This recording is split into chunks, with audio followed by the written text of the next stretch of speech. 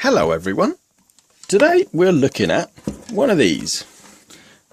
This is a very rare Alcatel GSM phone. I don't actually know the model of it, and the reason why it's got a bit of sticky tape on the back is because this connector here isn't the best of designs. So I thought I'd mention that before we go further, because at any one point this sticky tape may give and the phone will power off. It's taken me quite some time to do about four runs of the sticky tape. It's just this black electrical tape. So this is, like I said, a GSM 900 phone.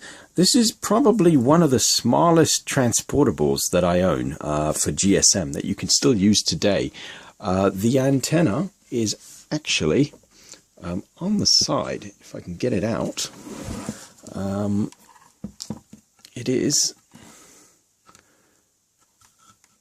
is on the other side, actually, like so. Now normally you would have the phone, you'd carry the phone like that, without the connector, obviously. The battery in this, unfortunately, is long beyond any sort of usable state, so but normally you would obviously carry it like that. There isn't a hook or anything to connect up a strap of some sort. So I guess maybe they had these holes here to connect a handle. I'm not too sure. I've only ever seen two of these. One obviously I bought, and another a guy in Germany had. This particular one I had shipped out from Russia. A really nice guy in Russia. Far and few actually, and he didn't want it anymore, so I said yeah, definitely.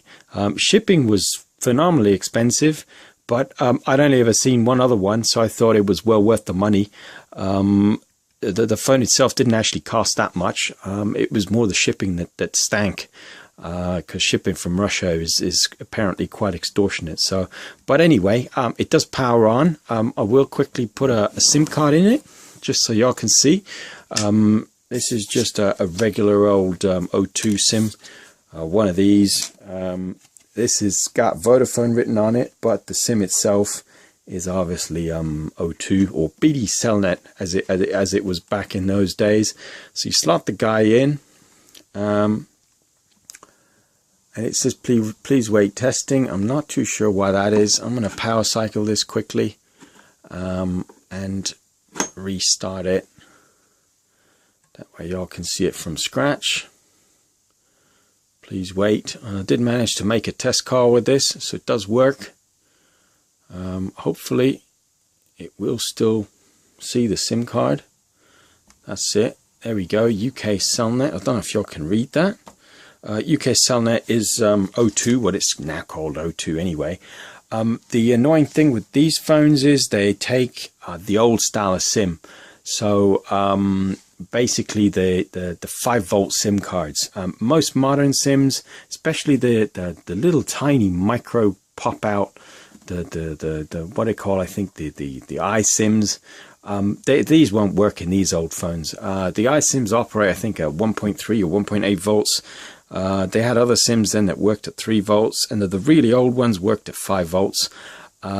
This particular phone will only accept SIMs which operate at 5 volts, unfortunately. So it's quite a struggle to get those kinds of SIM cards nowadays. All the old SIM cards that actually are 5 volt aren't the pop outs. So if you come across a SIM card, this is just a handful I grabbed off the pile there. For example, this is 100% 5 volt SIM, because this was out of an Australian phone, and this does work in here. It's just I don't have the pin for it. But most of the other, these are all H2O cards. What is that? That looks like that's a Moroccan one actually. Telus is Canadian, obviously. I think it is. Yeah, it is. Most of the pop outs nowadays, the SIM cards are modern, and unfortunately they don't work. So, but anyway, without further ado, let me try and place a call. I am, of course, using an old school phone. We don't use new phones on this channel. So let me quickly hit redial, and that'll hopefully start to ring. You might see the screen flicker a little bit. That's the drain on the power. There we go. This isn't a very powerful unit, so obviously it's draining. So I'm going to go ahead and answer that by hitting send. And I guess we can now obviously, yeah, that's in the car. Hello, can you hear me? You might just be able to hear the echo in the phone line, but it does actually work, and you can take the receiver out. Let me just try that without stopping the power to it. It is a bit fiddly, as you can clearly see. Hello. But yeah, neat little handset if you can get one of these. I don't know much about them. I'm going to end the call. I don't know much about them because, like I said, I've only ever seen a couple of these. I don't even know actually how to go through the menu, if there is even a menu on here. But you got an SOS button, volume obviously, and power button. Not too sure what this is for. Back and forth. Mode, stop. This might store or setup. This might be services, options, setup. So you got a menu. You get a menu tree of 3 things: setup, services, and options. Now I don't actually know how you would select them. Possibly store. Yep. So call time. Let's have a look. Call time off. Nope. Options, ringtone. Let's try and change the ringtone. Oh, this is just the volume, really. Ringtone. You got low, medium, or high. Nothing else. What else is there? Hands free. Off. No. Let's change that to on. Yep. Call time. Let's set that to on. Store. There we go. Ringtone. We've had this already. Hands free. Let's go back up one. How do we get rid of that? So options. That was options. Setup. Let's go into setup. Language choice. I ain't going to tamper with this because the last phone I tampered with, I couldn't actually get the English back up. Product key, not too sure what that is. We'll leave that be. End. Menu key, not too sure what that is again. I'm not going to tinker with this because contrast. We can change the contrast, can't we? Volume. So I guess that changes the contrast slightly. That actually might be a lot better for you guys. Store, restrict call, erase directory. I'm guessing that's the phone numbers in the thing. And language choice. So not much in the way of options actually by today's standards. Let's quickly go into services, operators, and that's it. So what does it give you when you go operators? Registration. I'm guessing this is doing a network search now. See if there's any cellular providers, any other cellular providers.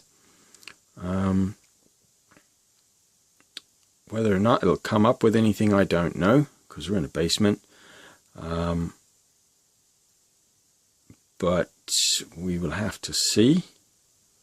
I did say this operates on GSM 900, which operates pretty much everywhere in Europe, Africa, the Middle East, the Far East. GSM 900 does not exist in the Americas. So it doesn't exist in North America or Canada or South America or Central America.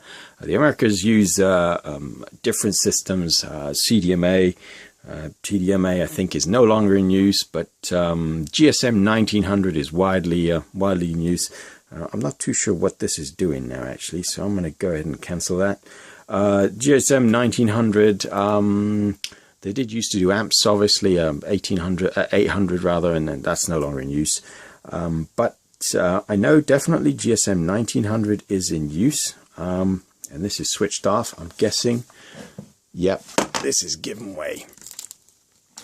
GSM 1900 in the Americas is definitely in use. because I used it only last week. I was out in New York for a bit. I did definitely use it around the New Jersey area. So power this back up. Hopefully it will see the SIM card. If not, I will try that again. Please wait. Hopefully this will pick up service again. It's a neat phone. It's a shame the connector on the back doesn't actually, there we go, it doesn't actually connect to it well. The battery in this I haven't worked out how to get to very easily. I've only literally dug this out the storage box today. I haven't actually even had a real good play with this. I only noticed that the connector obviously was a bit duff, so it's a shame because I bought this many years ago off a Russian guy and actually used it a bit for a time, but that was quite some years ago, so well worth noting anyway. If you like collecting your cell phones, this is obviously one to look out for. There's not many Alcatel GSM phones that do exist. This is one. There is another one that I also have, which is more of a factor of it's more this sort of shape. It's got a real thick flip, and the SIM card slots into the flip itself. And I'm desperately trying to remember the name of that and the model of it, and I don't remember. I think it's like a 9109 or something like that. Not too sure the model. I'm not too sure what the model of this is, believe it or not. I don't actually know. So until I know, I won't obviously be able to put that in the description. I'm gonna undo this now just to show you around the handset real quick, to give you some sort of idea. It's a fairly chunky connector actually. That's what the connector looks like. And that connects up to that. It's got a great big whacking heatsink at the bottom. And it's pretty neat. It's actually not big at all. This is sort of similar size to the Talkman or the Dataman. Talkman 510 or Dataman as it's called. I did a video about that, I think it was late last year actually. Check that out. But certainly this is similar sort of size actually. It's got a couple of stickers. What did that say? That says 06 1993. It's got a serial number. It says this is made in France actually, which is bizarre. Actually, I've just realized something.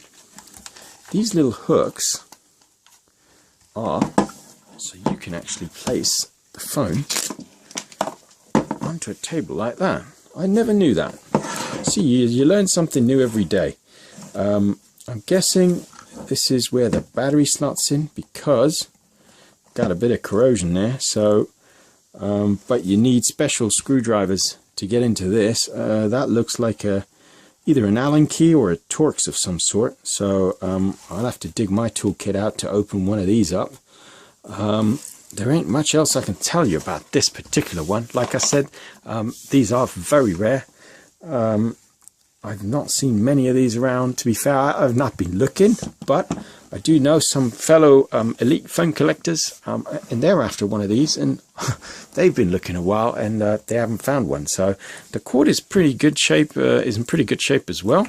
It's just a shame that obviously the battery doesn't hold charge, and the connector at the bottom is a bit sticky. I would definitely use this if it did obviously hold charge, because this is quite small, and it's real neat because the antenna comes out like that, and I kind of like that. I really do. It is quite a neat little phone. So like I said, that's all I can say about this. I don't know much about this particular one. I bought this many years ago. It's got, I don't know what that's for, given that the volume key's up there. I bought this many years ago and used it a little bit and put it aside because I didn't really need it anymore. Thanks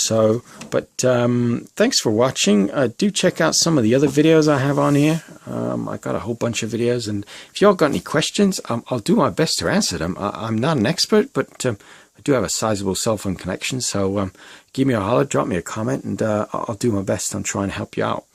Alright, thanks for watching. Give me the thumbs up if you like the phone or the video, and please subscribe.